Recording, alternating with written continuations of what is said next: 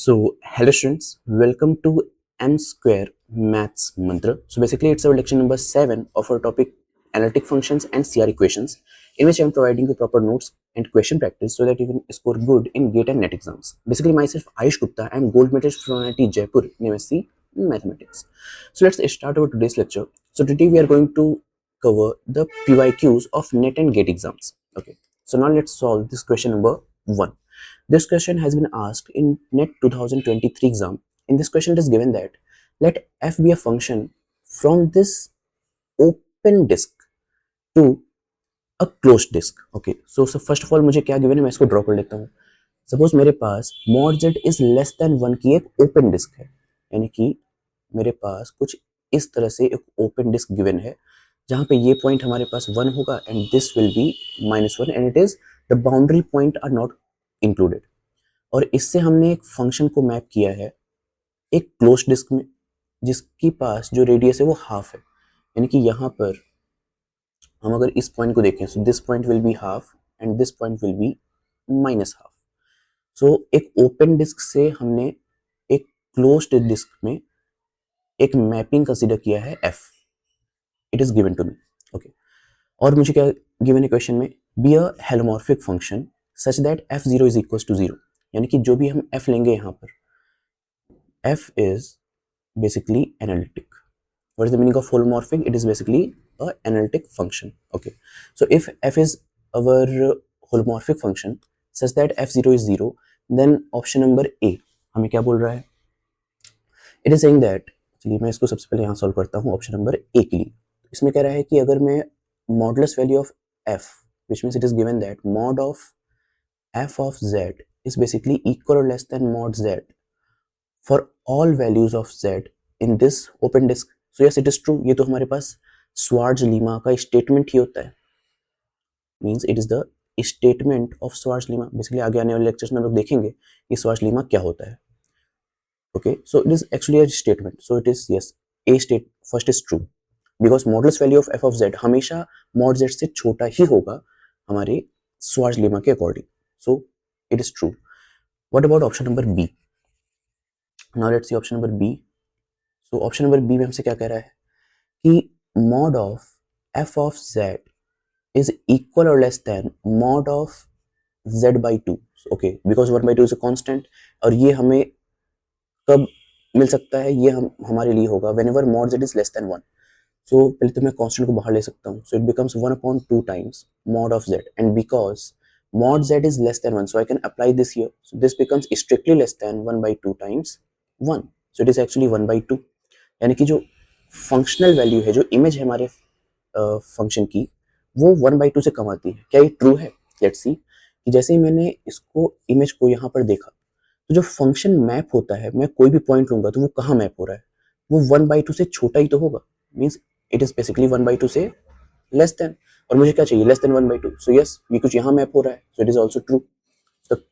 Basically second option is correct. What about option number 3? Just let me erase this part.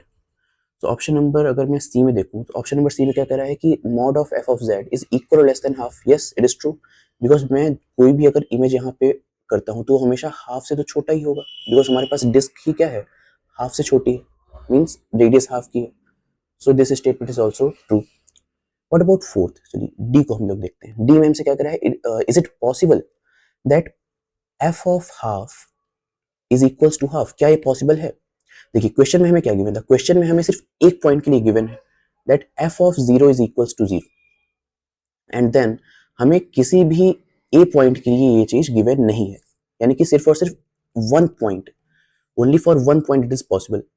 सो क्या मैं ये बोल सकता हूँ कि जो f होगा वो इस कंडीशन को सेटिस्फाई करेगा? Clearly not. ऐसा क्यों? बिकॉज हमने क्या पढ़ा था, हमने पढ़ा था कि जब कभी भी हमारे पास एक फंक्शन है, let's suppose it is a basically entire function plus it is a non-constant function, entire function and non-constant function, then in this case f omits only one, you can say one point. Means यहाँ तो हमारे पास students यहाँ पर हमारे पास सिर्फ और सिर्फ एक ही पॉइंट के लिए गिवन है, इट इज नॉट गिवन कि ये हर पॉइंट के लिए हमारे पास होगा true, so it is not correct because हमारे पास एक लिवलीज थ्योरम होता है जो कि आगे हम लोग पढ़ेंगे, इसका पूरा लेक्चर मैं अपलोड करूंगा। सो लिवलीज थ्योरम ये बोलता है कि अगर हमारे पास कोई एक entire and non constant function है तो उस केस में वो किसी एक वैल्यू को कंसीडर नहीं करता, and that is actually at most ज्यादा से ज्यादा एक वैल्यू को वो कंसीडर नहीं करेगा पूरे कॉम्प्लेक्स प्लेन में। So because it is given only one point, other point के लिए नहीं हो सकता, so it is incorrect. The correct option in this question are B and C are my correct option in this question. Now let's see the question number 2. This question has been asked in 2022 NET exam, and in this question it is given that, so let me write this, it is given that mod of e power ez is equals to 1. Okay, तो अब यहाँ पे सोचिए कि अगर हमें कुछ इस तरह से गिवन है कि मॉडुलस वैल्यू ऑफ e हमारे पास 1 आ रही है, ऐसा कब पॉसिबल है? लेट्स सपोज मैं कहता हूँ कि e पावर हमें a गिवन है और इसकी मॉडुलस वैल्यू 1 आ रही है, ऐसा कब पॉसिबल है? जब हमारे पास जो a है वो एक इमेजिनरी नंबर हो, it should be a imaginary number. Why? Because let's suppose मैं कहता हूँ कि e की पावर अगर मैंने 2 पाई आयोटा लिया, so what is the meaning? Means it is a imaginary number, it value becomes 1। So overall हमें क्या चाहिए? अगर मुझे e की पावर की वैल्यू 1 चाहिए तो हमारे पास e की जो भी पावर है it should be purely imaginary. Means यहाँ पे मैं ये बोल सकता हूँ विच एम्प्लाइज दैट क्योंकि इसकी वैल्यू 1 आ रही है, सो e power z is imaginary number. Clear? And since it is an imaginary number, so we can say that e power z can be written as like e power x plus iota y. So it can be written as e power x into e power iota y. So what is the imaginary part here? It can be written as e power x into cos of y and plus e power x into sin y with a iota sign.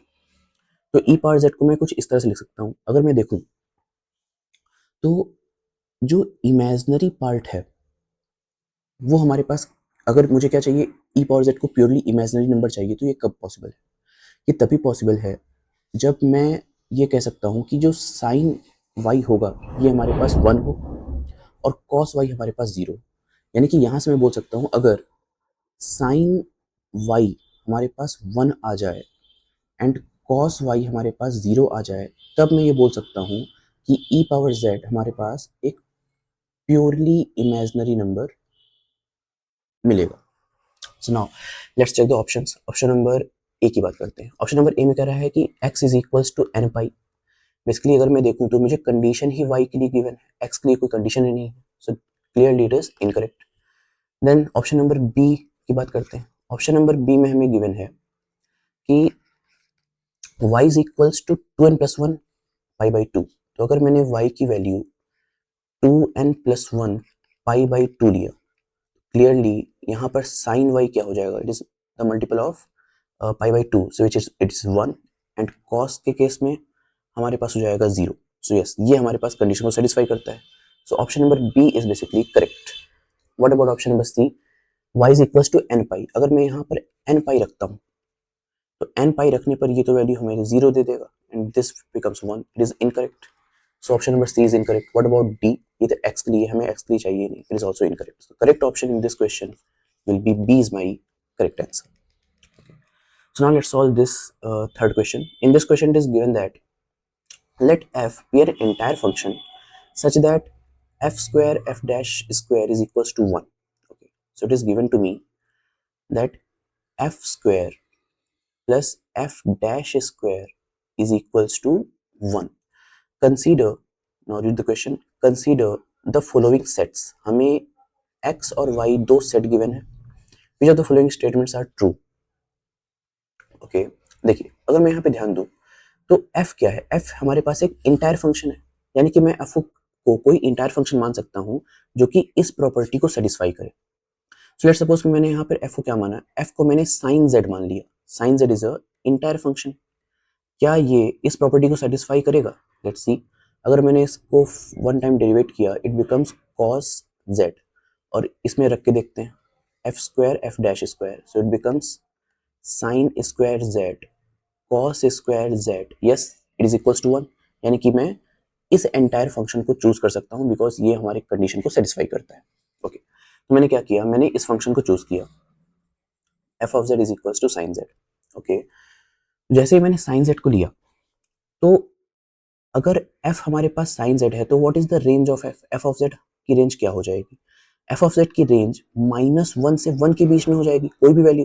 But अगर मैं option number D को देखूं तो D में हमें क्या बोल रहा है कि f ऑफ z या तो 1 वैल्यू लेगा या तो -1, उसके बीच की कोई वैल्यू ये नहीं ले सकता। So it is incorrect because f तो -1 से 1 के बीच में कोई वैल्यू ले सकता है। सो अब देखते हैं हम लोग ऑप्शन नंबर सी के बारे में। ऑप्शन नंबर सी में हमें क्या बोल रहा है, if x has a limit point then f is constant. चलिए ऑप्शन नंबर सी में यहाँ सॉल्व कर लेता हूँ। तो x के बारे में बोल रहा है मुझे, अगर मैं x को यहाँ पे लिखूं तो इसमें ऐसे z आएंगे such that f dash z is equals to 0। Okay, so अगर मैं यहाँ पे देखता हूँ तो ये बोला जा रहा है that x has a limit point.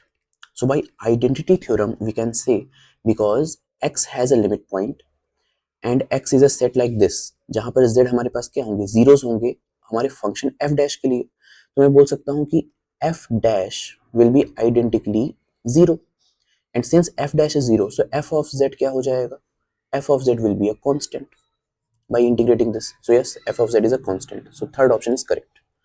What about option number D? So let me erase this part. See, option number D की अगर हम बात करें, सॉरी ऑप्शन नंबर डी की तो बात कर चुके हैं। Option number B, in option number B it is saying that if y has a limit point, और y हमें ये गिवन है और ये बोल रहा है कि it has a limit point.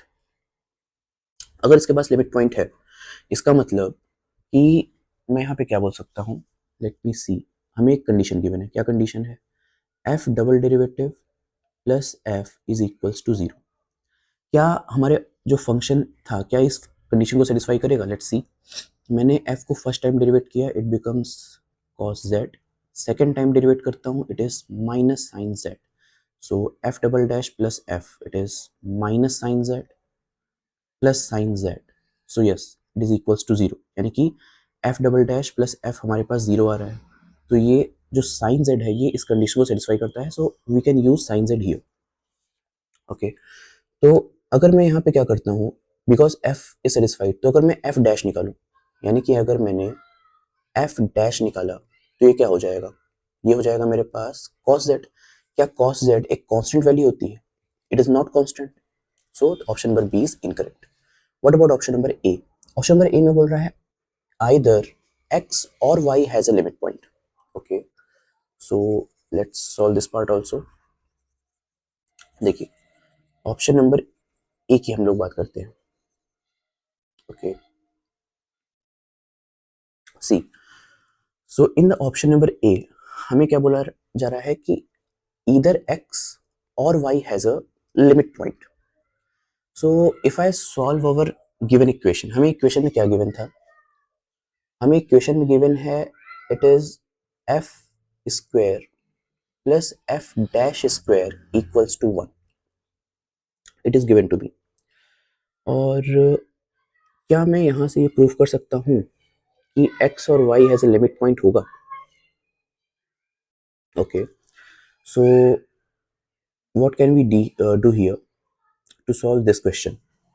Okay, देखिए सबसे पहले हम यहाँ पे क्या कर सकते हैं कि f double dash z plus f of z हमें गिवन था, और यहाँ से हमने f डैश z, यानी कि अगर मैं कुछ ऐसी कंडीशन निकालूं, लेट्स सी, अगर मैं कहता हूँ कि f dash z into f double dash plus f is equals to 0, अगर कुछ ऐसी कंडीशन हमारे पास आ जाए तब मैं बोल सकता हूँ कि यहाँ से f डैश z को 0 कर सकता हूँ और यहाँ से f double dash plus f को भी हम लोग 0 कर सकते हैं। तो इससे हम लोग बोल सकते हैं कि ये x की कंडीशन है and this is the condition for y। तो मुझे कुछ इस तरह की कंडीशन लानी है। तो ऐसी कंडीशन हम लोग कैसे ला सकते हैं? देखिए ऐसी कंडीशन लाने के लिए मुझे क्या चाहिए, f का डबल डेरिवेटिव चाहिए। तो अगर मैं अपने गिवन इक्वेशन को एक बार डेरिवेट कर दूं तो मुझे क्या मिल जाएगा, this becomes 2f f dash plus this becomes 2f dash f double dash is equals to 0, and from here I can common 2f dash, तो जैसे ही 2f dash कॉमन लिया, this becomes f plus f double dash is equals to 0. yes it is done. तो यहाँ से मुझे मिल गया f dash is equals to 0 या फिर f double dash plus f is equals to 0. So either x or y has a limit point, so A option is correct. So the correct options in this question are basically A and C are my correct answer in this question. Okay. So let's solve this question. This question has been asked in 2014 net exam. In this question, it is given that we have a function. Okay. So we have a function f of z is equals to z square into 1 minus cos z. It is a function given to me. तो अगर मैं यहाँ देखूँ मुझे क्या चाहिए, मुझे चाहिए f has zeros zeros, means हमें जीरो के बारे में बात करना है at जीरो एंड यहाँ पे 2n pi at zero and 2n pi, तो दो पॉइंट्स पर मुझे जीरोस के बारे में बात करनी है। सबसे पहले हम क्या करते हैं कि एट जीरो पर बात कर लेते हैं। अगर मैं z को जीरो लूँ तो उस केस में हमारे पास दो फंक्शंस गिवन है, एक है z स्क्वायर एंड एक है 1 माइनस कॉस z। सबसे पहले हम z स्क्वायर के लिए बात करते हैं। लेट्स सपोज मैंने एक z स्क्वायर को मान लिया h। मुझे क्या चाहिए, मुझे एक्चुअली चाहिए order, because zeros of order के बारे में बात की जा रही है, तो मुझे जीरो का ऑर्डर चाहिए। तो ऑर्डर कैसे निकालते हैं, ये हमने I think second third fourth lecture में सीखा है। इसमें हमने ढेर सारे क्वेश्चंस किए थे। तो जैसे ही मैंने यहाँ पे जीरो रखा सो इट बिकम जीरो, तो अब मैं क्या करूंगा, इसका first derivative, this becomes 2z। Again अगर मैंने फर्स्ट डेरिवेटिव में जीरो रखा इट बिकम जीरो, अगर मैंने सेकंड डेरिवेटिव निकाला it is 2 which is a non zero. तो ये जो हमारे पास डेरिवेटिव होगा, this derivative will be the order, so order of z square will be 2 here. अगर मैं बात करता हूँ सेकंड फंक्शन की, यहाँ इसको मैंने मान लेता हूँ h is equals to 1 minus cos z। जैसे ही h ऑफ जीरो रखूंगा it becomes 1 minus 1 which is zero. So f का फर्स्ट डेरिवेटिव निकालते हैं, this becomes actually it is sine z। Again जैसे ही मैंने यहाँ पे फर्स्ट डेरिवेटिव में जीरो रखा, sine zero will be zero. Second derivative निकालेंगे it is actually cos z, and second derivative में जीरो रखूंगा तब यहाँ पे cos zero will be 1। So from here it is clear that what is the order, again the order will be 2 here because second derivative है, और इस पर मुझे एक नॉन जीरो वैल्यू मिलती है। सो f का ऑर्डर क्या हो जाएगा, ऑर्डर ऑफ f मींस अगर मैं यहाँ देखूं so which implies that the order of f of z at z is equals to 0 is क्या हो जाएगा हमारे पास, तो z स्क्वायर का ऑर्डर 2 आया, इसका ऑर्डर 2, इन दोनों को जोड़ देते हैं, सो 2 plus 2 will be 4 is our order at 0. So let's see the options. At 0 order 2 it is incorrect, at 0 it is here, order 4 yes it is correct option. Now let's solve this question for z is equals to 2n pi. So let me erase this part. Okay, so if I choose my point z is equals to 2n pi, तो सबसे पहले z square के लिए देखता हूँ। अगर मैंने यहाँ पर इसमें 2n pi रखा तो ये क्या हो जाएगा, it becomes 2 pi n whole square which is definitely a non zero value, because n की वैल्यू क्या है, n की value plus minus 1 plus minus 2 इस तरह से है, तो ये हमारे पास नॉन जीरो वैल्यू होगा। सो विच एम्प्लाइज दैट कि इसका ऑर्डर तो हमारे पास जीरो आ गया। नाउ अब हम बात करते हैं इस फंक्शन की। तो अगर मैंने इसको 1 माइनस कॉस जेड रखा एंड इसमें 2 पाई n की वैल्यू रखी, so it becomes 1 minus cos 2n pi, and definitely this value is positive 1, so it is 1 minus 1 which is 0। अब मैं इसका फर्स्ट डेरिवेटिव निकालता हूँ। First derivative becomes it is actually sine of z, and sine z में अगर मैंने 2 pi n रखा so this becomes 0, so I can calculate second derivative, it becomes cos z, and अगर मैंने सेकंड डेरिवेटिव में 2n पाई रखा सो it is 1 because cos 2n pi is 1, so it is a non-zero value, so the order will be 2 here.